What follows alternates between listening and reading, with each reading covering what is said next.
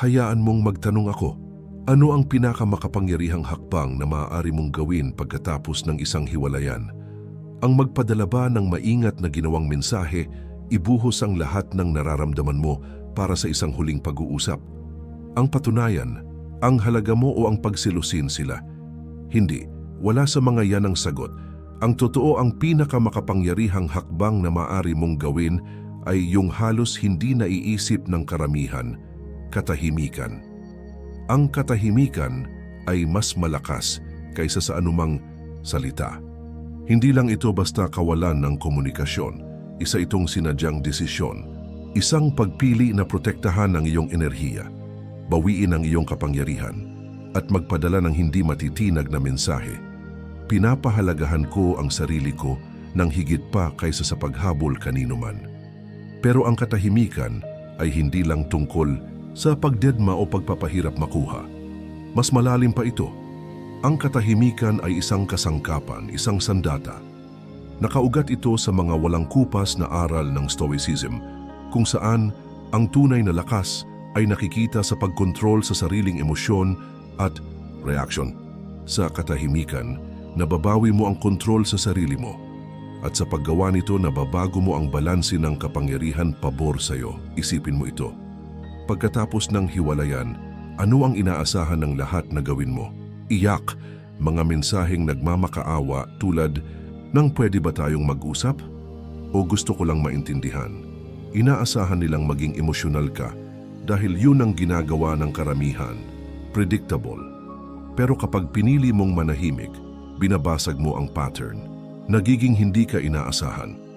At sa pagiging hindi inaasahan, naroon ang tunay na kapangyarihan.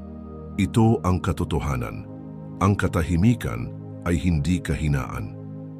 Isa itong kumpiyansa. Isang pagtangging makisawsaw sa drama o magmakaawa ng pansin. Sinasabi nito, hindi ko kailangan ng validation mo. Hindi ko kailangang ipaliwanag ang sarili ko. Ang kilos ko o ang kawalan ng kilos ang magsasalita para sa akin. Hindi lang ito nakabase sa emosyonal na lakas. May pundasyon din ito sa sinaunang filosofiya at makabagong sikolohiya. Halimbawa, naniwala ang mga Stoic na ang tunay na kapangyarihan ay nanggagaling sa pagkakamaster ng sarili, hindi ng iba. Itinuro nila na hindi dapat sayangin ang iyong enerhiya sa mga bagay na wala kang kontrol, tulad ng opinyon, emosyon o aksyon ng ibang tao. At ang katahimikan, iyon ang sukdulang anyo ng self-mastery. Pero heto ang twist, ang katahimikan ay hindi lang nakakatulong sa'yo. Malaki rin ang epekto nito sa taong iniwan ka. Ang katahimikan mo ay nagiging alingaw-ngaw sa isip nila. Magsisimula silang magtanong, bakit hindi siya nagpaparamdam? Nakalimutan na ba niya ako? Kailangan niya ba talaga ako nun?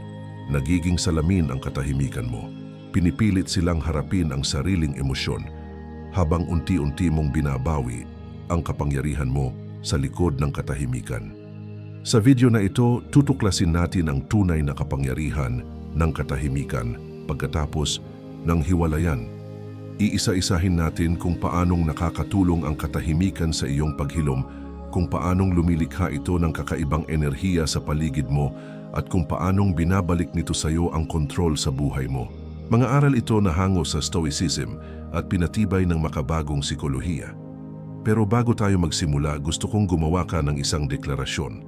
Kung seryoso kang babawi ng kapangyarihan at gustong makalaya mula sa emosyonal na kaguluhan, mag-iwan ng komento sa ibaba na may linyang, "Ang katahimikan ko ang aking lakas." Iparinig mo sa mundo na binabawi mo na ang enerhiya mo, at habang nandito ka na rin, huwag kalimutang i-like ang video na ito. Hindi lang nito sinusuportahan ang channel na ito, kundi nakakatulong din itong maikalat ang mensaheng ito sa iba na maaaring kailanganin din ito. Sama-sama tayong bumuo ng isang komunidad ng lakas, katatagan at pag-unlad. Ngayon simulan na natin ang paglalakbay sa sining at kapangyarihan ng katahimikan. Bakit mahalaga ang katahimikan ng katahimikan pagkatapos ng hiwalayan ay hindi lang tungkol sa pag-iwas makipag-usap. Ito ay tungkol sa pagbawi ng kontrol sa tanging bagay na tunay na pagmamay-ari mo, ang sarili mong isipan, para maintindihan kung bakit makapangyarihan ang katahimikan, kailangan nating sumisid ng mas malalim sa mga prinsipyo ng Stoicism at sa kung paano gumagana ang isip ng tao. Magsimula tayo sa mga Stoic. Itinuro nila na may dalawang uri ng bagay sa buhay, ang kaya mong kontrolin at ang hindi mo kaya. Hindi mo kayang kontrolin kung ano ang nararamdaman ng ex mo. Hindi mo kayang kontrolin kung babalik ba sila, kung namimiss ka nila, o kung pinagsisisihan ba nilang iniwan ka. Ang kaya mong kontrolin ay kung paano ka tutugon, at ang katahimikan ang sukdulang tugon. Kapag pinili mong manahimik, hindi ka lang basta lumalayo sa relasyon, lumalayo ka rin sa kaguluhan, sa walang katapusang pag-iisip, sa tukso na magpadala pa ng isang mensahe, sa lasong dulot ng paulit-ulit na pagbalik sa mga pagkakamali at pagtanong kung mas masaya ba sila ngayon nang wala ka. Isinasara ng katahimikan ang pinto sa lahat ng yan, pero heto ang tunay na hiwaga. Ang katahimikan ay lumilikha ng espasyo. At sa espasyong iyon may dalawang makapangyarihang bagay na nangyayari. Una, nagsisimula kang maghilom. Kapag tumigil ka sa kahahabol ng kasagutan o sa pagtatangkang baguhin ang isip ng isang tao, lumilinaw ang isipan mo. Ang katahimikan ay nagiging santuwaryo mo, isang ligtas na espasyo kung saan malaya mong nararamdaman at napoproseso ang lahat ng walang sagabal. Pangalawa, nagsisimulang magsalita ang katahimikan mo sa dating mahal mo. Inaasahan ng mga tao ang ingay pagkatapos ng hiwalayan, emosyonal na mensahe, paliwanag, galit o paninisi. Pero kapag wala silang narinig mula sa iyo, nababasag ang inaasahan nila. Biglang hindi ka na ikaw ang inaakala nilang kilala nila. Hindi ka desperado, hindi ka predictable. At yan, kaibigan, ay nakakaakit. Dito na pumapasok ang psikolohiya. Ang utak ng tao ay ayaw ng mga bitin na kwento. Kapag may isang taong nanahimik, nabubuo ang puwang sa kwento at likas sa tao ang subukang punan ng puwang na yan. Magsisimula silang magtanong sa sarili, bakit hindi siya nagpaparamdam? Nakalimutan na ba niya ako? Mas malakas ba siya kaysa sa akala ko? Pinipilit ng katahimikan mong harapin nila ang posibilidad na naka-move on ka na. Kahit ikaw mismo ay patuloy pa ring naghihilom. At huwag nating kalimutan ito. Ang katahimikan ay dangal. Bawat pagkakataong pinipigilan mong mag-text o silipin ang social media nila, pinipili mong unahin ang sarili mo. Sinasabi mong, mas mahalaga ako kaysa rito. Hindi ko kailangan ng pahintulot ng kahit sino para maging payapa. Kaya bakit nga ba susi ang katahimikan? Dahil ito ang perpektong kombinasyon ng karunungan ng Stoic at estratehiyang psikolohikal. Binibigyan ka nito ng kontrol, ng focus sa sariling pag-unlad at ng kapangyarihang ibalik ang balanse pabor sa'yo. Kung nakarelate ka sa mensaheng ito, mag-iwan ng komento sa ibaba at isulat ng buong tapang. Pinipili ko ang kontrol kaysa sa kaguluhan. Gawin nating sabay ang commitment na yan, at kung hindi mo pa nagagawa, pindutin ang like button. Isang simpleng hakbang na nakakatulong para maabot pa ang iba na nangangailangan ng mensaheng ito. Sa susunod na bahagi, tatalakayin natin kung paanong ang katahimikan ay hindi lang nakakatulong sa iyo. Gumagana rin ito sa isip ng ex mo sa paraang ni hindi nila namamalayan. Ayaw mong palampasin, tutuloy natin ang paglalakbay. Thus, emosyonal na detox ang mga hiwalayan ay parang bagyo. Iiwan ka nitong wasak at magulo. Galit, lungkot, pagkalito, pagsisisi. Lahat ng emosyon na ito'y nagkakagulo sa isipan mo. Hinihila ka papasok sa isang mental at emosyonal na buhawi. Pero ang katahimikan ang gitna ng bagyo. Ito ang tahimik na espasyo kung saan ka muling makakakita ng malinaw. Ito ang dahilan kung bakit napakahalaga ng katahimikan para sa iyong emosyonal na detox. Pagkatapos ng hiwalayan, masyadong matindi ang emosyon mo. Ang utak mo ay nilulunod ng stress hormones tulad ng cortisol na nagtutulak sa iyo na gumawa ng mga padalus-dalus na kilos, mag-text sa kanya, stalkerin ang social media nila, ulit-ulitin sa isip ang mga naging away ninyo. Normal ito pero nakakasira rin. Ang katahimikan ang antidote mo sa kaguluhang ito. Kapag pinili mong manahimik, pinipindot mo ang pause button. Binibigyan mo ang sarili mo ng pagkakataong umatras mula sa emosyonal na labanan at simulan ang pagproseso ng mga nangyari sa sarili mong paraan. Hindi ka nagre-react, nagmumuni-muni ka. At dito pumapasok ang Stoic principle na tinatawag na apatheia. Naniniwala ang mga Stoic sa pagpapanatili ng isang payapa at matatag na kalooban anumang hamon ang ibato ng buhay. Ang katahimikan ay nagbibigay daan para maisabuhay mo ito. Binibigyan ka nito ng espasyong tutukan ang sarili mong mundo upang muling buuin ang pundasyong emosyonal mo nang walang humahadlang. Isipin mo ito bilang pagsisimula muli para sa iyong kalusugang pangkaisipan. Pero may isa pang mahalagang bahagi nito. Kapag nanahimik ka, pinuputol mo ang nakakaadik na siklo ng pakikipag-ugnayan. Bawat text na ipinapadala mo, bawat beses na tinitingnan mo ang Instagram nila, pinapakain mo ang emosyonal na pagkakabit.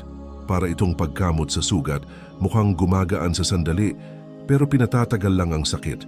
Sa katahimikan mo lang tunay na mahihilom ang sugat.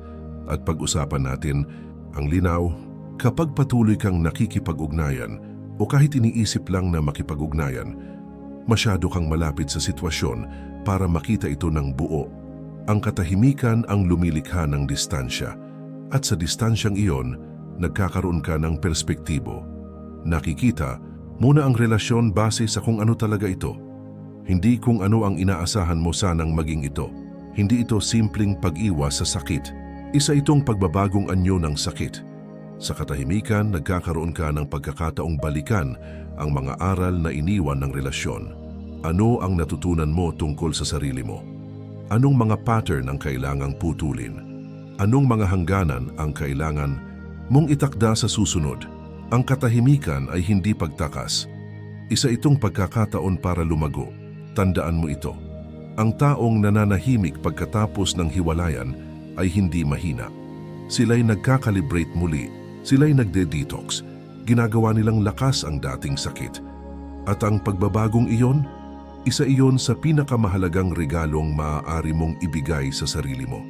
Kung handa ka nang simulan ang unang hakbang patungo sa emosyonal na linaw, ipaalam mo sa akin sa comments sa pamamagitan ng pagsulat. Pinipili ko ang paghilom kaysa sa sakit. Gawin mo itong pahayag ng iyong lakas at paglago. At kung nakakatulong sa iyo ang video na ito, huwag kalimutang i-like ito. Isang simpleng kilos, pero may makapangyarihang epekto sa mundo.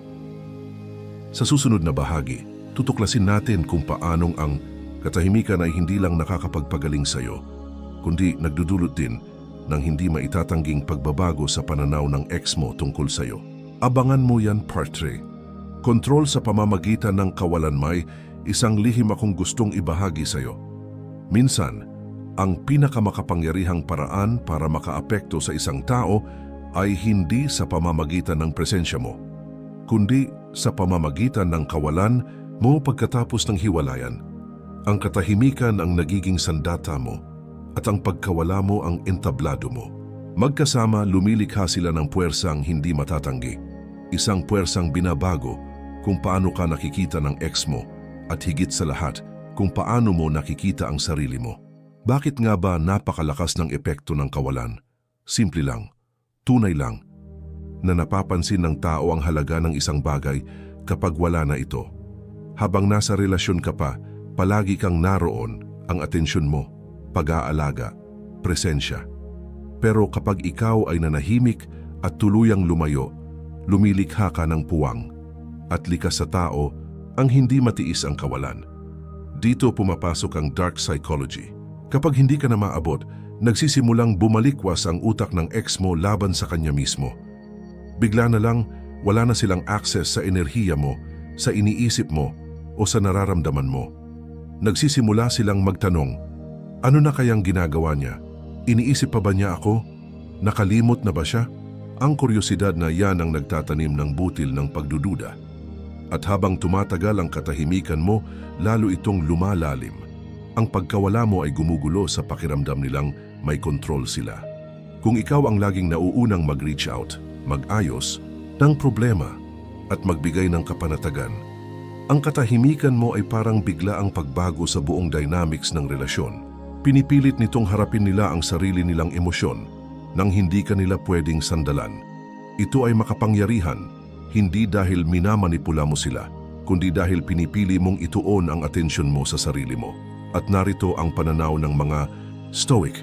Ang tunay na kontrol ay hindi ang pagdomina sa iba, kundi ang pamamahala sa sarili.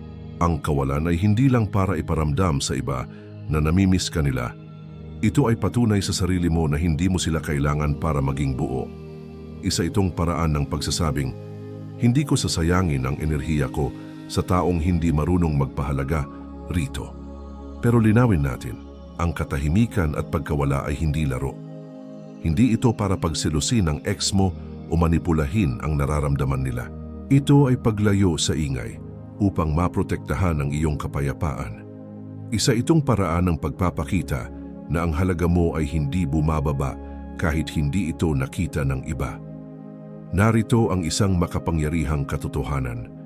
Ang taong kayang lumakad palayo ay palaging mas malakas kaysa sa taong kapit na kapit. Kapag pinili mong manahimik, para mong sinasabing, hindi ako natatakot na mawala ka dahil hindi ko kailanman nawala ang sarili ko. Yan ang klaseng enerhiya na nagbibigay ng respeto kahit hindi ito aminin ng ex mo. Paano mo nga ba masusulit ang kapangyarihan ng kawalan? Nagsisimula ito sa mga hangganan. Huwag titingin sa social media nila. Huwag magre-reply sa mga text nila. Huwag bibigay sa tukso na ipaliwanag ang sarili mo. Sa halip, gamitin mo ang panahong yan para i-invest ang oras at lakas mo sa sarili mo, sa mga hilig mo, sa paglago mo sa kapayapaan mo.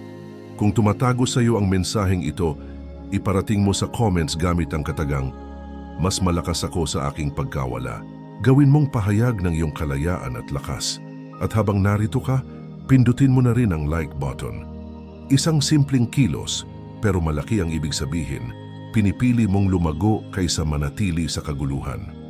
Sa susunod na bahagi, pag-uusapan natin kung paanong tinutulungan ka ng katahimikan na mapanatili ang isang bagay na hindi matutumbasan, ang iyong dignidad. Tuloy lang tayo. Pasto, pananatili ng dignidad. Pagkatapos ng hiwalayan, talagang matindi ang emosyon at mas malakas pa ang tukso na kumilos sa paraang hindi mo naman karaniwan ginagawa. Maaaring gustuhin mong magpadala ng mahabang mensahe para ipaliwanag ang panig mo. O baka natutukso kang maglabas ng sama ng loob o kahit magmakaawa ng isa pang pagkakataon. Pero ito ang katotohanan. Sa bawat pagpadala mo sa ganitong bugso ng damdamin, unti-unti mong binabawasan ang isang bagay na napakahalaga, ang dignidad mo. Ang dignidad ang kalasag mo. Ito ang nagpapatatag sa iyo kahit parang gumuho na ang lahat sa paligid mo. Kapag pinili mong manahimik, pinoprotektahan mo ang kalasag na iyon. Tumanggi kang bigyan ng kasiyahan ng ex mo o kahit sino man na makita kang nawala ng kontrol. May tawag ang mga Stoic dito, euthymia. Isang uri ng panloob na katahimikan ng kumpiyansa na nasa tamang landas ka. Ang dignidad ay ang paniniwala sa sarili na hindi mo kailangang magmakaawa, magpaliwanag o kumbinsihin ang kahit sino sa halaga mo. Ang katahimikan mo ay nagsasabing, nirerespeto ko ang sarili ko kaya kaya kong lumakad palayo ng taas noo. Ngayon, pag-usapan natin kung paano pinananatili ng katahimikan ang dignidad mo sa antas ng pag-iisip. Kapag emosyonal kang nagre-react sa pamamagitan ng galit na mga text, desperadong tawag o madramang posts, ibinibigay mo ang kapangyarihan mo. Ipinapakita mong hawak pa rin ng ex mo ang emosyon mo. Pero kapag nanatili kang tahimik, ibang mensahe ang ipinapadala mo. Hindi na ang mga kilos mo ang nagtatakda kung sino ako. Ako na ulit ang may hawak sa sarili ko. Isa pa itong malakas na punto, ang katahimikan ay pumipigil sa pagsisisi. Isipin mo, gaano kadalas tayong nagsasabi ng mga bagay sa init ng damdamin na gusto sana nating bawiin. Ang mga salitang binigkas mula sa galit o lungkot ay bihirang nagpapakita ng tunay nating sarili.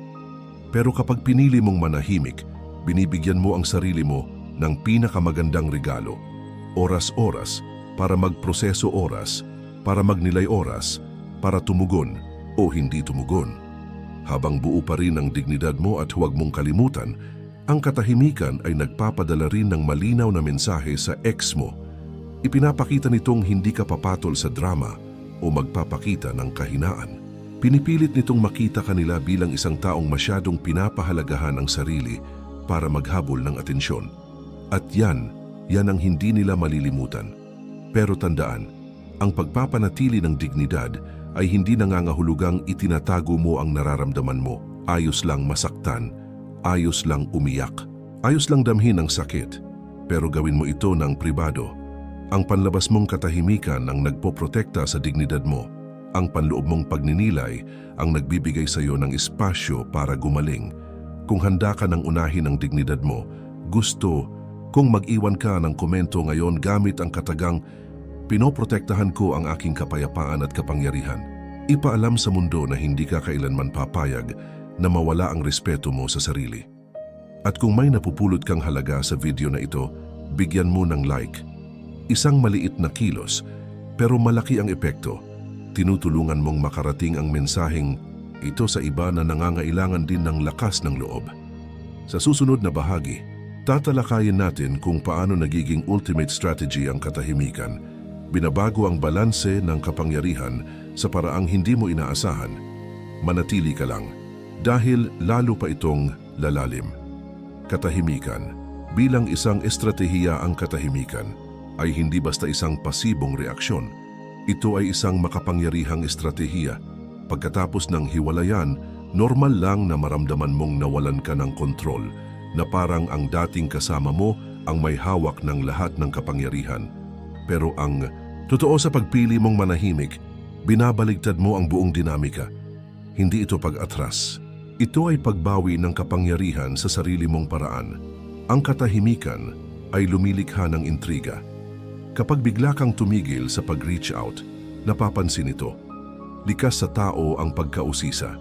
Kapag bigla kang tumahimik, kusang nagtatanong ang isipan, bakit hindi siya nagpaparamdam? Ano kayang ginagawa niya? Naka-move on na kaya siya? Habang tumatagal ang katahimikan, lalong lumalalim ang tanong, at nang hindi ka man lang nagsasabi ng kahit ano, naiimpluwensyahan mo na ang pag-iisip ng ex mo. Sa psikolohiya, ang katahimikan ay bumabasag ng inaasahan. Kung sanay sila na ikaw ang nauunang mag-sorry, magpaliwanag o humabol, ang katahimikan mo ay magiging gulat na hindi nila inaasahan. Binabasag nito ang naratibo nila tungkol sa kung sino ka at kung paano ka kikilos. At kapag nasira ang inaakala nilang kwento, mapipilitan silang pag-isipan muli. Hindi lang kung sino ka noon, kundi kung ano ang nawala sa kanila. Ang katahimikan ay nagbabago rin ng balanse ng kapangyarihan. Sa maraming hiwalayan, may isang taong tila hawak ang kontrol, habang ang isa na may naiwan nagtataka, naghihintay. Pero sa pagpili mong tumahimik, nababawi mo ang balanse. Hindi ka na naghahanap ng sagot o validation mula sa kanila. Ipinapakita mong may lakas ka, isang tahimik, kalmadong lakas na hindi nangangailangan ng drama o paliwanag. At kahit hindi nila ito aminin, nararamdaman nila iyon. Tugma ito sa isang prinsipyo ng mga Stoic. The obstacle is the way. Ang katahimikan, lalo na sa simula, ay hindi madali. Gusto mong basagin ito, magpadala ng huling mensahe, humingi ng paliwanag. Pero ang hindi ka ginhawaan na nararamdaman mo ay bahagi ng iyong paglago. Sa pagpili mong magtimpi, natututo kang kontrolin ang emosyon mo. Natututo kang maglinaw ng isipan at magtayo ng disiplina sa gitna ng katahimikan. Ngunit higit sa lahat, ang katahimikan ay hindi para sa kanila, ito ay para sa iyo. Sa bawat pagkakataong pinipili mong huwag mag-react, huwag mag-stalk, huwag mag-message, pinipili mong mahalin ang sarili mo. Ibinabalik mo sa sarili mo ang enerhiyang dati mong ibinubuhos sa kanila. Ginagamit mo ito ngayon sa paghilom, sa pag-unlad at sa katahimikan. Pinapatunayan mong hindi mo kailangan ng closure mula sa taong hindi ka na inuuna. Sa huli, ang katahimikan ay nagsasabi ng mga bagay na madalas hindi kayang ilahad ng salita.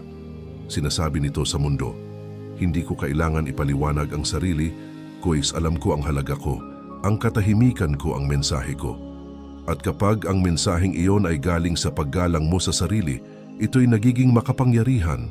Kung tumama ito sa puso mo, mag-iwan ka ng komento. Ang katahimikan ko ang aking estratehiya. Gawin mong paninindigan ng mensaheng ito ng lakas. At kung nakatulong ito sa'yo, pindutin ang like button. Baka ito rin ang mensaheng makakatulong sa iba. Sa susunod na bahagi, pag-uusapan natin kung paano tinuturuan ka ng katahimikan na pamahalaan ang emosyon mo at maging matatag sa gitna ng sakit. Hindi mo ito gustong palampasin. Hyacinth, sa paghahari sa iyong emosyon ng katahimikan ay hindi lang paraan para protektahan ang iyong dignidad o baguhin ang balanse ng kapangyarihan. Ito ay isang disiplina, isang anyo ng paghahari sa sarili mong emosyon. Pagkatapos ng hiwalayan, parang nawalan ka ng kontrol, parang tren ng emosyon ang bumubulusok. Sakit, galit, pananabik, pagkalito. Lahat sabay-sabay, sabik na kunin ang atensyon mo. Pero narito ang katotohanan. Sa pamamagitan ng katahimikan, napapabagal mo ang tren na iyon. Unti-unti mong nababawi ang kontrol. May itinuro ang mga Stoic na mahalagang prinsipyo.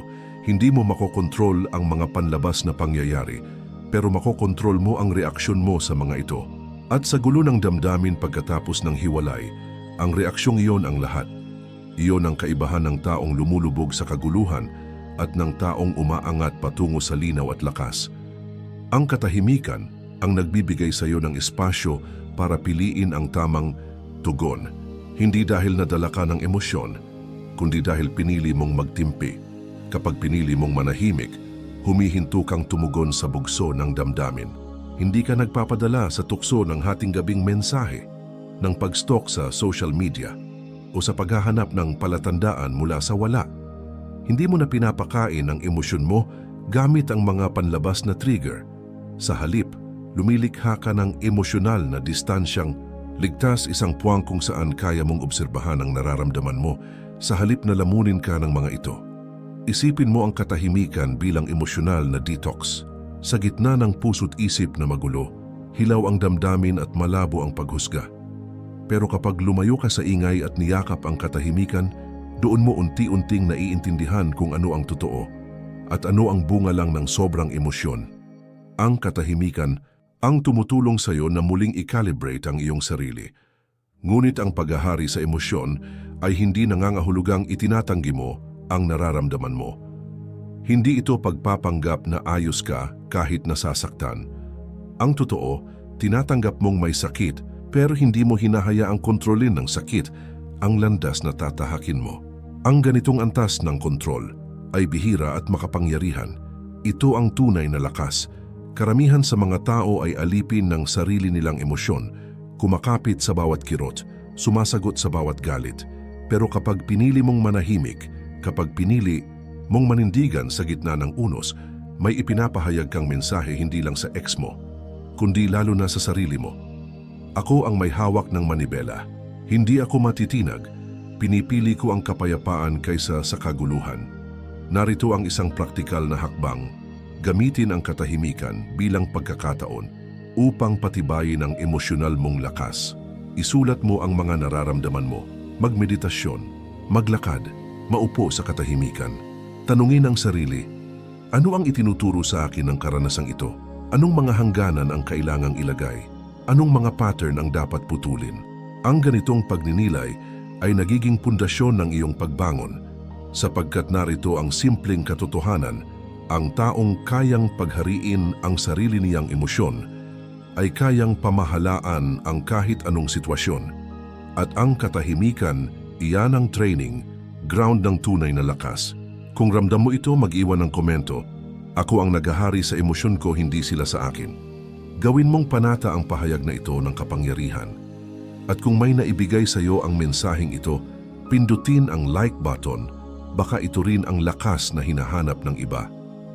Sa susunod na bahagi, pag-uusapan natin kung paano mo magagamit ang katahimikan bilang gatong sa iyong personal na pagbabago. Mas lalalim pa tayo. Samahan mo ako, Sefte. Pagbabalikwas mula sa sakitang sakit pagkatapos ng hiwalayan ay hindi maiiwasan, pero heto ang lihim, ang sakit din ang pinakadakila mong guro. Ang pagkakaiba ng taong gumuho sa gitna ng puso't damdamin at ng taong muling bumangon ay nakasalalay sa isang mahalagang bagay, kung paano nila hinaharap ang sakit at ang katahimikan. Ito ang matabang lupa kung saan ang sakit ay nagiging lakas. Naniniwala ang mga Stoic sa isang ideya na tinatawag na amor fati, ang pagmamahal sa sariling kapalaran. Ibig sabihin, tinatanggap mo ang lahat, pati ang masasakit, bilang bahagi ng kailangang paglalakbay. Sa katahimikan, nagkakaroon ka ng espasyong isabuhay ang pilosopiyang iyon. Kapag tumigil ka sa paghahabol ng paliwanag, kapag binitawan mo ang kagustuhang ayusin ang sira, doon mo matutuklasan ang mga aral na itinatago ng sakit. Ang unang aral, ang sakit ay nagpapakita ng tunay mong lakas. Nalagpasan mo na ang akala mong sisira sa iyo. Bawat araw na nananatili kang tahimik, na hindi ka nagpapadala sa tukso ng pag-abot ay patunay ng iyong katatagan. Ang tunay na lakas ay hindi ang pag-iwas sa sakit, kundi ang pagharap dito, ang pananatili sa gitna ng kirot at ang muling pagtayo. Ang magsabi ng, nasasaktan ako pero hindi pa ako tapos, babangon ako muli. Iyan ang tunay na kapangyarihan. Ang pangalawang aral, pag-unlad. Sa katahimikan, nagkakaroon ka ng puwang para magnilay ng tapat. Anong mga ugali ang nagtulak sa hiwalayan? Anong mga senyales ang hindi mo pinansin? Isinantabi mo ba ang sarili mong pangangailangan o hangganan? Hindi mo ito tinatanong para saktan ang sarili, kundi para gamutin. Ang sakit mo ang magiging pundasyon ng mas matibay, mas matalino, at mas mulat na bersyon ng sarili mo. Ang katahimikang kinatatakutan mo ay siya palang tunay mong guro. May regalo ring dala ang katahimikan, perspektiba. Kapag umaapaw ang damdamin, sigaw ng isip mo ang mabilisang ginhawa. I-text mo siya, ipaliwanag ang sarili mo, ayusin niyo. Pero kapag pinili mong huwag sumunod sa bugso ng damdamin at nanatili sa katahimikan, binibigyan mo ang sarili ng oras. Oras para makita ang katotohanan. Oras para maunawaan na ang halaga mo ay hindi nakadepende sa sinuman. At ang kalinawang iyon, kalayaan. Ngunit heto ang twist. Ang katahimikan ay hindi lang nagbabago ng sakit, pinalalakas ka rin nito sa paningin ng iba. Kapag kinaya mong dalhin ang sakit ng may grasya, pagpipigil at emosyonal na kontrol, napapansin iyon. Napapansin ng ex mo. Napapansin ng mga kaibigan mo. Pero ang pinakamahalaga, napapansin mo sa sarili mo. Magsisimula kang makita ang sarili hindi bilang biktima ng sakit, kundi bilang mandirigmang bumangon mula rito. Hindi lang nakaligtas, kundi mas lalong lumakas. Paano mo nga ba gagawing lakas ang sakit? Magsimula ka sa layunin. Bawat beses na maramdaman mong gusto mong sirain ang katahimikan, huminto at itanong, ano ba talaga ang habol ko? Tugma ba ito sa taong gusto kong maging? Hayaan mong ang sakit ang maging kompas, hindi para bumalik sa nakasakit, kundi para ituro ang daan patungo sa paghilom at pag-angat. Kung tumatago sa puso mo ang mensaheng ito, mag-iwan ng komento. Ginagawa kong lakas ang aking sakit. Gawin mong pangako ito sa sarili mo at sa kinabukasan mo. At kung may natutunan ka sa video na ito, pindutin ang like button. Maliit man na kilos, malaki ang epekto. Lalo na para sa iba na naghahanap din ng lakas na tulad ng natagpuan mo ngayon. Sa susunod na bahagi, tatalakayin natin ang pinakapuso ng pilosopiyang Stoic, ang detachment. Bakit ang pagpapakawala ay hindi kahinaan, kundi pinakamataas na anyo ng kalayaan? Huwag mong palalampasin. Ito, ang pagpapakawala ay kalayaan, bitawan mo na. Paulit-ulit nating naririnig ang mga salitang ito, lalo na pagkatapos ng hiwalayan. Pero ano nga ba talaga ang ibig sabihin nito? Sa gitna ng sakit ng pagkabigo, tila imposibleng gawin ito. Kumakapit ang isip sa mga alaala, sa mga tanong na paano kung, sa maliit na pag-asang baka maibalik pa ang dati. Ngunit ang totoo, ang detachment o pagpapakawala ay hindi paglimot o pagsasantabi ng kahalagahan ng nakaraan. Ito ay ang pagpapalaya ng sarili mula sa pagkakabit sa sakit nito. Sabi ng mga Stoic, walang permanente sa mundo, hindi tao, hindi mga bagay, hindi rin ang mga kinalabasan ng ating mga plano. Walang tunay na pagmamay-ari tayo, ang lahat ay pansamantala. At kapag natutunan nating tanggapin ito, doon tayo nagiging tunay na malaya mula sa walang saysay na pagdurusa. Ang katahimikan, ang unang hakbang sa pagsasabuhay ng prinsipyo ng detachment. Kapag pinili mong manahimik, hindi mo lang iniiwasan ang dating kasama. Iniiwas mo rin ang sarili mo sa pagdepende sa kanilang validation. Tahimik mong sinasabi, ako ay sapat kahit wala ka sa buhay ko. Iyan ang tunay na detachment. Hindi ito nakatuon sa nawala, kundi sa kung ano ang meron ka pa. Ang lakas mo, ang halaga mo, ang kakayahang magsimula muli. Ngunit huwag mong isipin na ang detachment ay kawalan ng malasakit. Hindi ibig sabihin nito na hindi ka nagmahal.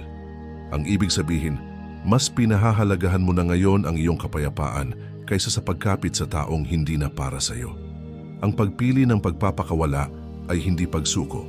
Ito ay paglaya mula sa pagkakakulong sa isang bagay na hindi mo na makokontrol. At bawat araw na nananatili kang tahimik, pinipili mong palayain ang sarili mo. Binabago mo ang iyong isipan, sinisira mo ang lumang pattern ng paghingi ng ginhawa sa maling pinanggagalingan. Hindi ito kahinaan, ito ay emosyonal na kapanahunan. Ang epekto ng detachment sa isipan ay makapangyarihan. Kapag tumigil ka sa pagkakapit, nawawala rin ang pagkalam ng pangangailangan at ang taong walang desperasyon ay natural na kahali-halina. Ang kumpiyansa ay hindi maingay, tahimik ito, kalma. At walang mas kumpiyansang tao kundi yung hindi kailangang humabol. Ang detachment ay hindi lang paraan para makamove on. Binabago rin ito kung paano ka tinitingnan ng iba. Habang mas kumakapit ka, mas nasasaktan ka. Pero kapag binitawan mo, binubuksan mo ang sarili mo sa bagong paglago, bagong kapayapaan at bagong mga posibilidad. Ang katahimikan ang gamit para mabuksan ang espasyo na ito. Ang detachment, ang kalayaang dumadaloy mula rito. Kalayaan mula sa paulit-ulit na alaala. Kalayaan mula sa what if. Kalayaan mula sa pagdikit ng iyong kaligayahan sa ibang tao. Ang detachment ay ang pagkilalang buo ka na kahit wala na sila sa buhay mo. Kung tumama sa iyo ang mensaheng ito, magkomento ng, bumitaw ako para lumago. Gawin mong panata ito, paalala na ang pagbitaw ay hindi pagkawala, kundi paglaya.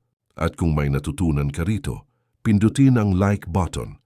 Makakatulong ito sa iba na naghahanap rin ng kalayaan tulad mo. Sa susunod at huling bahagi, pagsasamahin natin ang lahat. Malalaman mo kung bakit ang katahimikan ang tunay mong superpower, ang sukdulang anyo ng paggalang sa sarili at pagbabago. Tara, tapusin natin ito ng buong lakas.